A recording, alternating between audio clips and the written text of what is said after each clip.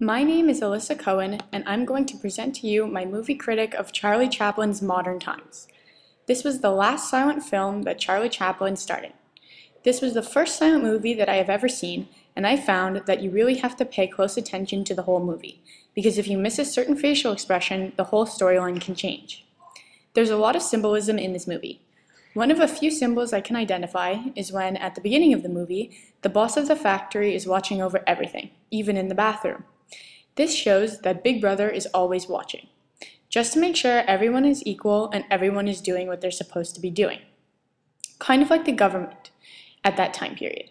Another important element is when they decide that the workers can be fed while they're working so they don't need lunch breaks. This would save them money and increase supply. Basically, Chaplin is showing us that the whole factory is one big machine, and workers aren't being treated as individuals or people. They're being treated as objects. Especially when he showed us the clog in the machine. This scene shows that the workers really are just part of the machine. Also, at the beginning of the movie, there was a scene with the sheep running in the same direction. This symbolizes all the workers doing the same thing every day. They are in a herd, except for the one black sheep, which represents Charlie Chaplin as the outsider. I think that Chaplin's artistic approach to the political and social issue of that era's society is genius. He was a very creative and intelligent man, and he knew how to work those elements into his movie. This whole movie is pretty much voiceless. There are only a few statements that are made throughout the whole movie. The rest is silent, only with background music and on occasion on-screen text. There is a huge difference in the acting between voiceless films and movies with sound.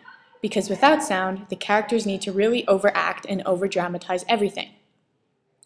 They need to show their emotions through their movements and their expressions instead of through their words.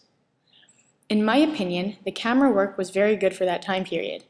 The camera stayed still so that you can focus on what's going on in the frame. I think that was the best choice, because otherwise the movie would be pretty hard to understand. Personally, I didn't really follow the story flow.